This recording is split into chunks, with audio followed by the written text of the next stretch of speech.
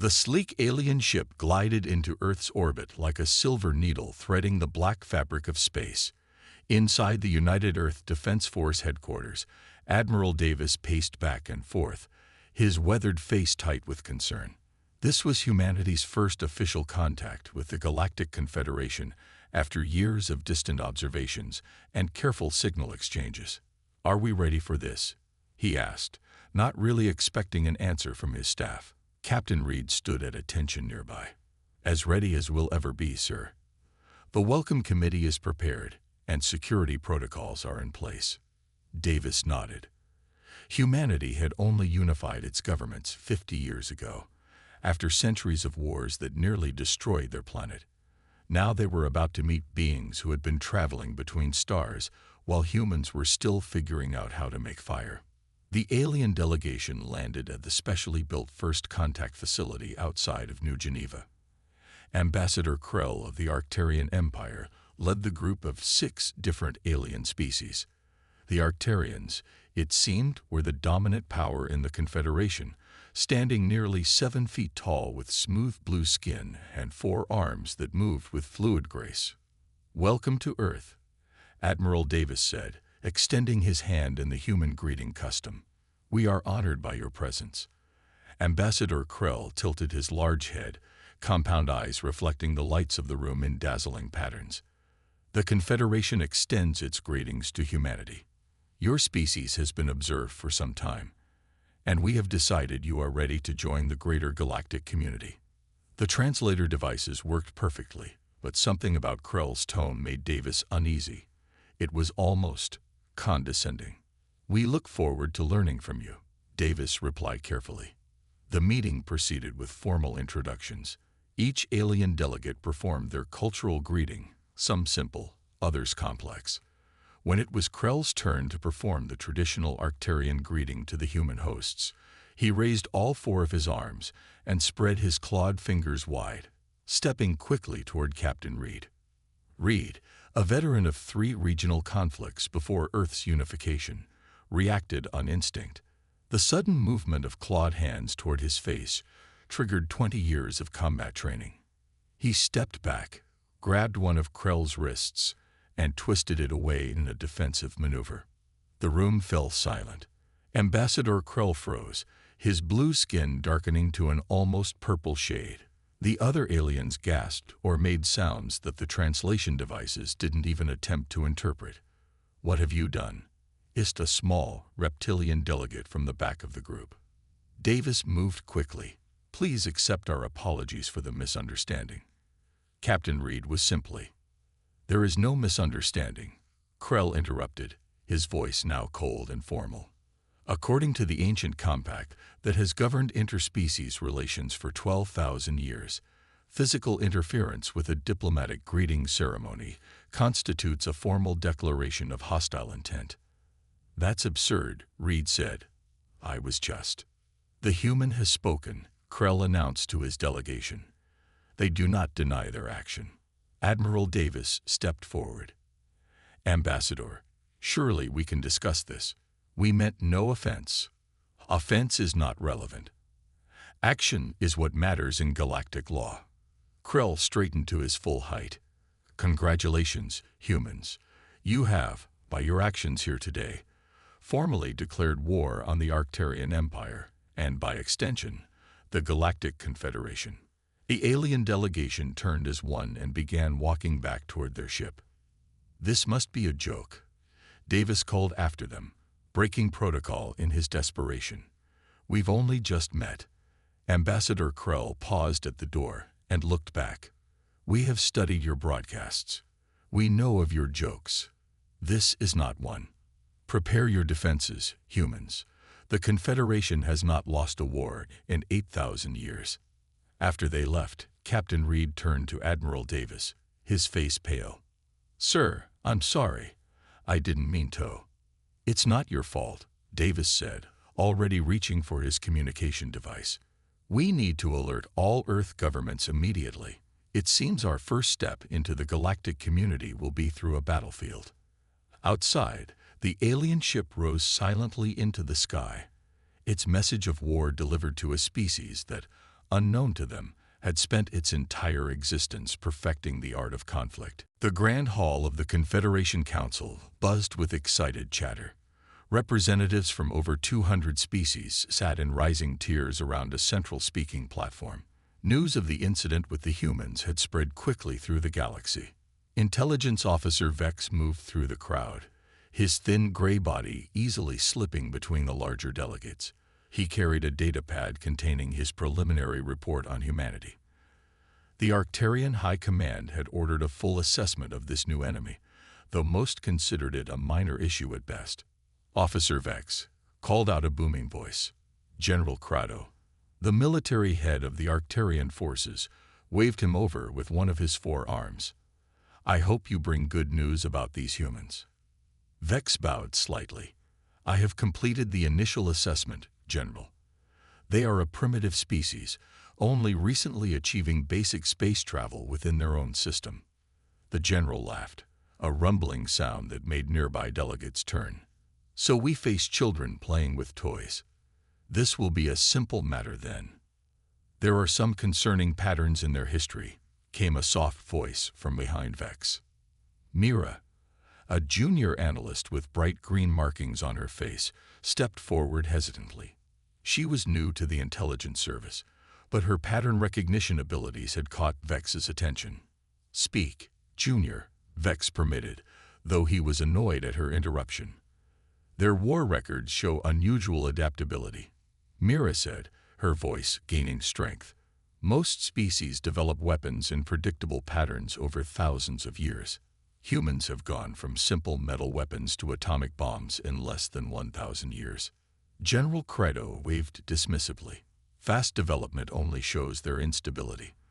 They still use chemical propulsion for their ships. Our energy weapons will cut through their defenses like solar wind through gas. The council chamber lights dimmed, signaling the start of the emergency session. Ambassador Krell took the central platform and raised all 4 arms for silence. Esteemed delegates of the Confederation, he began, a new species known as humans has, through deliberate action, declared war against us all. As per our ancient laws, we must respond appropriately. The delegates murmured among themselves. Wars were rare in the Confederation. Most conflicts ended before they began, as weaker species always surrendered rather than faced the combined might of the galactic powers. What are their capabilities? Asked the representative from the crystal-based Luminar. Krell turned to Officer Vex, who stepped forward with his report. Humans possess crude fission weapons and basic energy shields. Their ships can achieve only a fraction of our speeds, and their communication technology requires physical relays. They are confined to a single planet with minimal outposts on nearby moons and planets. Delegates laughed openly at this assessment. Such a primitive species declaring war seemed almost comical. Then we shall send a battle group to their world as demonstration, announced General Crado. One that will show these humans their proper place in the galaxy. From the highest tier of the chamber, a soft tapping sound drew all eyes upward. The ancient Threll delegation, who rarely spoke at council meetings, requested recognition. The eldest Threll, with skin like wrinkled parchment and eyes that had witnessed the rise and fall of entire civilizations, slowly rose. Ambassador Krell acknowledged them with respect. The council recognizes Elder Threll. We welcome your wisdom on this matter. The elder's voice was barely above a whisper, yet somehow carried to every corner of the vast chamber. You have no idea what you've done. The room fell silent. General Crado shifted uncomfortably. Respected elder, these are primitives. They can't possibly. We have observed 17,423 species rise to spacefaring status, interrupted the elder. We have witnessed 3,912 species destroy themselves before achieving galactic travel. Humans are different. Mira nodded silently, clutching her own datapad with its troubling analysis. Different how? Asked Ambassador Krell, suddenly less certain. The elder Threll's ancient eyes seemed to look beyond the chamber walls, perhaps into the past or the future. Most species evolve beyond violence before reaching the stars. Humans evolved through violence to reach them. As the council erupted into concerned discussion, Officer Vex received an urgent message on his datapad. The battle group dispatched to the human solar system had arrived and engaged the primitive defenses. Victory, Vex thought, would be swift and complete. Yet somehow, the Elder Threll's warning echoed in his mind, raising doubts he couldn't quite dismiss. Commander Jackson stood on the bridge of the UES Defiant, watching the alien fleet arrive at the edge of Earth's orbit. 30 human ships against nearly 100 Confederation vessels. The alien ships glowed with strange lights and moved with impossible grace, making Earth's best warships look like children's toys. "Status report," Jackson ordered, his voice calm despite the odds they faced. "All ships in defensive formation," replied Lieutenant Foster from the tactical station. "Weapons hot, shields at maximum. The Mars and Luna defense platforms are online." Jackson nodded. Earth had known this was coming since the disastrous first contact 3 days ago. Every ship, every weapon, every soldier had been mobilized. It wouldn't be enough, but humans had faced bad odds before. "Sir," called out the communications officer, "we're receiving a transmission from the alien flagship." "On screen," Jackson said. The view screen showed an Arcturian commander, his blue skin and 4 arms marking him clearly as one of the aliens who had visited Earth. "Human vessels, this is Commander Rax of the Confederation Battle Group 7. You will power down your weapons and shields immediately. Your world has declared war on the Confederation, and you will now face the consequences of that foolish action." Jackson stepped forward. "This is Commander Jackson of the United Earth Defense Force. There has been a misunderstanding. We did not intend to declare war. Intent is irrelevant," Rax replied coldly. "Action is what matters. You have 1 planetary rotation to surrender, or we will begin planetary bombardment. Your primitive weapons cannot harm our ships." The transmission ended, and Jackson turned to his crew. Their faces showed fear, but also determination. "They're forming a standard approach vector," reported Foster, studying her screens. "Textbook formation. They're not even trying to be unpredictable." Jackson rubbed his chin thoughtfully. "They fight like they've forgotten what real war is like. Lieutenant, do we still have those mining drones from the Jupiter operation?" "Yes, sir. 50 units in the cargo bay. And those experimental EMP warheads that the Science Division was working on." Foster smiled as she realized what the commander was thinking. "Those too, sir, untested, but ready." Jackson turned to his tactical display. "The Confederation fights by rules. They expect us to do the same. But humans have never fought fair when survival was at stake." He began marking positions on the display. "Here's what we're going to do." 12 hours later, the Confederation fleet moved into attack position. From his flagship, Commander Rax watched with mild curiosity. These humans had not surrendered as expected. It was unusual but would not change the outcome. "Begin the attack sequence," Rax ordered. "Disable their orbital defenses first, then target military installations." The Confederation ships began to advance in perfect formation when suddenly, dozens of small objects appeared on their sensors, racing toward them from behind Earth's moon. "Commander," called his sensor officer, "unknown devices approaching. Destroy them," Rax ordered dismissively. The lead Confederation ships fired on the approaching objects, but there were too many. The small mining drones, each carrying an EMP warhead, swarmed around the alien vessels like angry insects. "They're not attacking, sir," reported the sensor officer, confused. "They're just attaching to our hulls." Rax stood up, suddenly concerned. "What?" Before he could finish, the first EMP warheads detonated. Designed to disable energy shields without damaging physical structures, they sent pulses of energy across the alien ships. Ship after ship reported power fluctuations as their shields momentarily failed. "Now," Jackson ordered from the Defiant. The human fleet, which had been hiding in the planet's shadow, suddenly surged forward. They didn't attack the Confederation's front lines as expected. Instead, they targeted the command ships in the rear, the exact opposite of standard Confederation tactics. "They're not following battle protocols," shouted Rax's second-in-command. This is chaos." 3 Confederation ships exploded as human vessels fired all weapons directly at their now exposed engine cores. The remaining alien ships attempted to regroup, but they were confused by the humans' seemingly random attack patterns. Aboard the Defiant, Jackson watched as his desperate plan unfolded. Continue targeting their command ships. All vessels. Maintain irregular patterns. Don't let them predict your movements. A massive explosion lit up the view screen as the Confederation flagship suddenly erupted in flames. Commander Rax's final orders cut short. Without central command, the remaining alien ships fell into disarray. Minutes later, the surviving Confederation vessels began to retreat, jumping to faster-than-light speeds as soon as they cleared Earth's gravity well. On the Defiance bridge, the crew stared in disbelief at their tactical displays.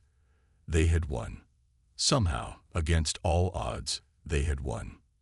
"Sir," Foster said quietly, "they'll be back. With more ships." Jackson nodded grimly. "I know, but now they know something they didn't before." He looked at the retreating alien ships on the screen. They know that humans aren't as easy to kill as they thought. The Confederation War Council gathered in an emergency session aboard the massive station that served as their military headquarters. The mood was dark. Holographic displays showed the battle data from Earth, data that no one in the room had expected to see. The mighty Confederation fleet had been defeated by primitives. Impossible. General Crado slammed all 4 of his fists onto the table. "Our technology is centuries beyond theirs. How could they have driven back our ships?" Admiral Zell, who had replaced the deceased Commander Rax, stood calmly before the furious council. "The humans used unconventional tactics, sir. They didn't fight according to any recognized battle protocols." "Explain," ordered Crado. "They hid their ships behind their moon and used mining drones as weapons. They targeted our command ships first instead of engaging our front line. They moved in random patterns rather than strategic formations." Admiral Zell paused. "They fought as if they had no rules at all." Officer Vex entered the chamber, followed closely by Analyst Mira. Both carried updated reports on humanity. "You were supposed to give us accurate information about these humans," shouted General Crado, pointing at Vex. "You said they were primitive." "Technologically, they are primitive," Vex replied carefully, "but we underestimated other factors." Mira stepped forward without being called. "I've completed my analysis of human warfare history, and the results are concerning." "Speak," ordered Crado. Mira activated a holographic display showing a timeline of human history. Most species in the Confederation fought 2 or 3 major wars before achieving peace and unity. Humans have fought thousands of wars across their entire history, on every part of their planet. They've never stopped fighting each other. The display showed images from human history: ancient armies with metal weapons, world wars with mechanical vehicles, modern conflicts with advanced missiles. "While we were developing art and philosophy," Mira continued, "humans were perfecting ways to kill each other. Their entire history is a continuous arms race. And something else." She hesitated. "Continue," ordered Crado. "They adapt impossibly fast. When we defeated the Gren Rebellion, they used the same tactics against us for 3 battles before we overcame them. The humans changed their entire strategy after a single engagement. They learn from failure at a rate that is unprecedented." As the council absorbed this disturbing information, an emergency alert sounded. A communications officer rushed in. "General, we've detected multiple human ships jumping to faster-than-light travel. They've left their system." "Impossible," whispered Vex. "Their technology can't." "They're attacking our outposts in neighboring systems," the officer continued. "Mining facilities, research stations, colony worlds. They're striking everywhere at once." General Mason sat in the command center beneath the Rocky Mountains on Earth, watching as reports came in from the newly activated human fleet. For decades, Earth had been secretly preparing for the possibility of hostile alien contact. Colony ships that the aliens thought were for civilian use had been built with military capabilities hidden inside their hulls. "Status report," Mason ordered. "Operation Hornet's Nest is proceeding as planned, sir," reported his aide. "Fleet groups Alpha through Delta have successfully deployed to their targets. The Confederation is scrambling to respond. Their forces are scattered trying to defend too many positions at once." Mason nodded. Humanity had been fighting itself for thousands of years. They had learned that when faced with a superior enemy, you didn't try to match their strength. You exploited their weaknesses. "They expected us to cower and beg for mercy," Mason said quietly. "They thought we would fight like them, by their rules. They've forgotten what real war is like." Back in the Confederation War Council, the reports of human attacks continued to flood in. Small, fast human ships struck without warning, then vanished before reinforcements could arrive. Confederation commanders, used to fighting by established rules of engagement, were overwhelmed by the unpredictable human tactics. Analyst Mira watched the chaos unfold with a sense of dread and fascination. The Confederation had been at peace for so long that they had forgotten the brutal realities of war. Humans, on the other hand, had never forgotten. "Now you understand," came a soft voice. The elder Thrall had entered the chamber unnoticed. "This is why we warned you." General Crado turned to the ancient being. "What are these creatures? How can they fight like this?" The elder's eyes were sad. "They fight like this because they've always had to fight. Their world tried to kill them. Their own bodies tried to kill them. They even tried to kill each other. And through it all, they survived. Not by being the strongest, but by never, ever giving up." As new alerts signaled more human attacks, the Council fell silent, finally beginning to understand the true nature of the species they had so casually declared war against. Dr. Rise wiped sweat from her forehead as she examined the alien technology spread across her laboratory. 3 weeks ago, she had been a professor of physics at MIT. Now she led Earth's most important research team, working around the clock to understand the technology salvaged from damaged Confederation ships. "I think I've figured out how their shield generators work," she said to the military observers standing behind her. "It's actually not that different from our theoretical models, just more elegant." General Mason stepped closer to examine the device. "Can we replicate it?" "Better," Rise said with a tired smile. "We can improve it." She pointed to a modified version of the alien device connected to Earth computers. "They use standard frequency modulation to block incoming attacks. But if we add a rotating algorithmic pattern based on quantum fluctuations—" "In simple terms, Doctor," Mason interrupted, "their shields are like a fixed wall.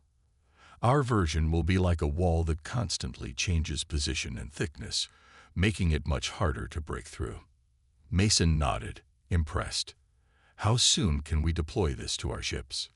"We've already sent the designs to all manufacturing centers. Implementation begins tomorrow."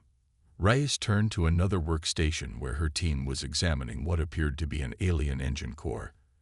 "And we're making progress on understanding their faster-than-light drive, too." Across the laboratory, another scientist called out in excitement. "Dr. Reyes, we've managed to access their communication network."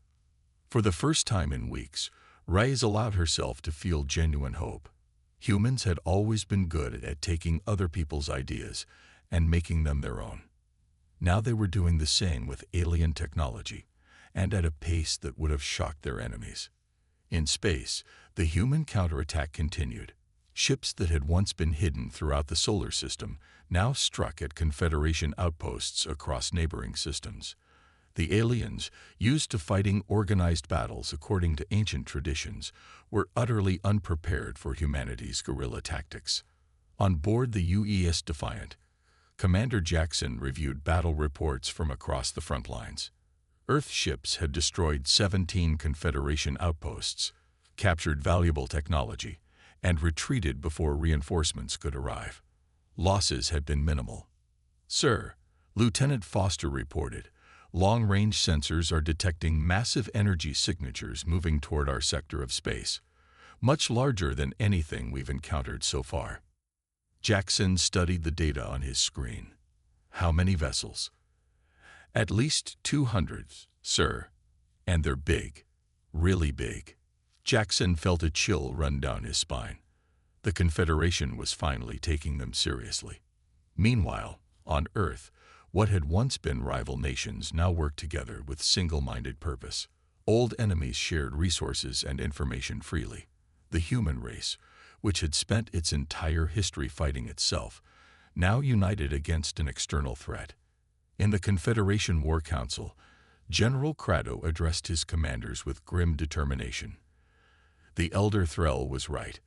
These humans are unlike any species we have encountered. Therefore, we will deploy our full might against them. He activated a holographic display showing a massive fleet of enormous warships. The Dreadnought fleet will crush this human rebellion once and for all. These ships have not been deployed together in 1,000 years. Not since the Krell uprising. Admiral Zell looked concerned. "Is this not excessive force, General? The humans have only struck military targets. They've avoided civilian populations. They are savages," Crado insisted, "and they must be taught the price of challenging the Confederation." As the Dreadnought fleet prepared for departure, a small, unmarked ship slipped away from the Thrall homeworld. Inside, the Elder Thrall sat in meditation, while the ship's pilot set course for the human solar system. "We must reach them before it's too late," the Elder whispered. "Before both sides destroy each other." The ship accelerated to faster-than-light speed, racing against time. The Elder carried a message that might change the course of the war, if the humans were willing to listen, and if the Confederation didn't discover their mission first. Back on Earth, Dr. Rice looked up from her work as an alert sounded. "We're detecting an unidentified ship approaching Earth at high speed. Not Confederation design. It's requesting direct communication with human leadership." General Mason frowned. Another player entering the game. "Sir," said a communications officer, "they claim to be Thrall. And they say they have information that could save both our species." Lieutenant Wilson's small scout ship drifted silently among the asteroids at the edge of the solar system. His mission was simple but dangerous. Observe the approaching Confederation Dreadnought fleet and report back to Earth. What he saw through his view screen made his blood run cold. The alien ships were massive, each one bigger than Earth's largest cities. They moved in perfect formation, their hulls gleaming with strange lights and unknown weapons. Wilson had never seen anything so terrifying or so beautiful. "Computer, magnify Sector 7, he ordered. The view screen zoomed in on a particular area of the fleet. Wilson frowned. There was something odd about their formation, a small gap between the third and fourth defensive lines, barely noticeable unless you were specifically looking for weaknesses. "Record all sensor data and prepare to transmit to Earth Command," Wilson said. He didn't have much time. Soon, the fleet would be close enough to detect his small ship, despite its stealth systems. As the scout ship gathered data, Wilson noticed something else. The massive fleet was moving with precise, predictable patterns. Too predictable. It was as if they had never needed to adapt their tactics in battle. "They fight like they've forgotten what it means to have a real enemy," Wilson muttered to himself. Back on Earth, the War Council gathered to hear the message from the Thrall Elder. Admiral Davis, who had hosted the disastrous first contact, now represented Earth's combined military forces. General Mason and Dr. Rice sat beside him, facing the ancient alien across the conference table. "We have little time," the Elder Thrall said, his voice soft but urgent. "The Dreadnought fleet approaches. If they reach your world, the devastation will be absolute." "We've been preparing our defenses," General Mason said. "We've adapted your shield technology and—" The Elder raised a hand. "It will not be enough. The dreadnoughts carry planet-killing weapons. They were designed to end civilizations, not merely defeat them. The room fell silent as the humans absorbed this information. "Then why are you here?" Admiral Davis asked. "To warn us that we're doomed." "I am here because the Thrall have seen this pattern before. Worlds destroyed, species extinguished, all because the Confederation forgot what real war is like." The Elder's ancient eyes looked tired. "But we have never seen a species like yours. You might be able to do what no one else has done. Stop the dreadnoughts." At that moment, Lieutenant Wilson's transmission arrived from the edge of the solar system. The gathered leaders watched the recordings of the approaching fleet, noting the weakness Wilson had spotted. Colonel Harris, a strategic specialist who had been quietly listening, suddenly stood up. "I have an idea. But it's dangerous, possibly suicidal." "We're listening," Admiral Davis said. Harris activated the display table, showing a simulation of the sun. "We've been working on a project called Operation Thermopylae, a last resort weapon. We can use our sun's own energy against them." Dr. Rice looked shocked. "You're talking about creating a controlled solar flare. That's theoretically possible, but we've never tested it on this scale." The gap Lieutenant Wilson found in their formation lines up perfectly with our sun's position. Harris explained. "If we can trigger a massive flare precisely when they pass that point, the radiation would overwhelm even their advanced shields," Dr. Rice finished, understanding dawning on her face. The Thrall Elder watched silently as the humans planned their desperate defense. 3 days later, the dreadnought fleet entered the solar system. Grand Admiral Zor stood on the bridge of his command ship, confident in the overwhelming power under his control. "These humans will learn the price of defying the Confederation," he told his officers. "Begin the approach to their homeworld." The massive fleet moved forward in perfect formation, exactly as they had done for 1,000 years, never needing to change their tactics because no enemy had ever threatened them. As they passed the orbit of Jupiter, Admiral Davis gave the order from Earth Command. "Execute Operation Thermopylae." Deep space probes that had been positioned around the sun fired specialized missiles directly into the solar surface. Dr. Rice and her team worked frantically to control the resulting reaction, guiding the building energy toward a single massive eruption. The sun flared with blinding intensity. A vast wave of plasma, radiation, and electromagnetic energy burst outward, directly into the path of the dreadnought fleet's exposed flank. On his flagship, Grand Admiral Zor barely had time to understand what was happening before the solar flare hit. Alarms blared as shield generators overloaded and failed. Ships at the edge of the formation were instantly crippled or destroyed. "Impossible," Zor whispered as he watched his supposedly invincible fleet being torn apart by the power of a star. They'd weaponized their own sun. The great chamber of the Confederation Council was silent. For the first time, in thousands of years, the representatives of 200 alien species gathered not to celebrate victory, but to discuss terms of peace. The once mighty dreadnought fleet lay in ruins, scattered across the solar system of a world they had intended to conquer.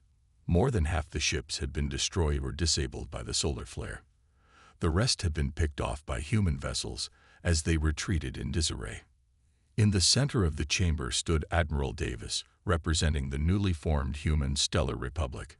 Beside him stood the Elder Thrall, who had helped broker this historic meeting. Ambassador Krell, his blue skin now pale with stress, addressed the council. "We gather today to end the conflict with the human species, a conflict that began." He hesitated, with a misunderstanding. Murmurs spread through the chamber. Many delegates had never heard such an admission from the proud Arterians. "The humans have proven themselves to be," Krell struggled to find the right words, "formidable adversaries. They have defeated our greatest fleet and demonstrated capabilities beyond what we believed possible for their technological level." The Elder Thrall stepped forward. "It is time I shared what the Thrall have known since we first studied human history." The ancient being activated a holographic display showing complex equations and simulations. These are probability calculations we performed when we first learned of humanity's war-filled past. Every simulation, every prediction showed that a prolonged war with humans would end with the extinction of multiple Confederation species. Shocked voices filled the chamber. "Impossible," called out one delegate. "We outnumber them 1,000 to 1, said another. The elder nodded patiently. Numbers alone do not determine outcomes. What makes humans unique is not their technology or their numbers, but their adaptive capacity. While we perfect a single approach over generations, humans constantly create new strategies, new weapons, new ways to overcome their limitations." Admiral Davis watched silently. The Threll had explained none of this to the humans before now. Most importantly, the elder continued, humans unify in the face of external threats. Throughout their history, they fought each other constantly. But when we threatened their entire species, all their internal conflicts were set aside. This pattern, when combined with their rate of technological adaptation, creates a force that would eventually overcome any obstacle we place before them. The council chamber fell silent as the delegates absorbed this troubling assessment. General Crado, who had lost much of his standing after the fleet's defeat, spoke up from the back of the chamber. "Then we should strike now, while we still can. Use our remaining forces to—" "No," interrupted the elder firmly. "The time for war has passed. The humans have shown both their strength and their restraint. They could have pursued our retreating forces. They could have attacked civilian worlds. They did neither." Ambassador Krell looked at Admiral Davis with new understanding. "Is this true? You held back." Davis nodded.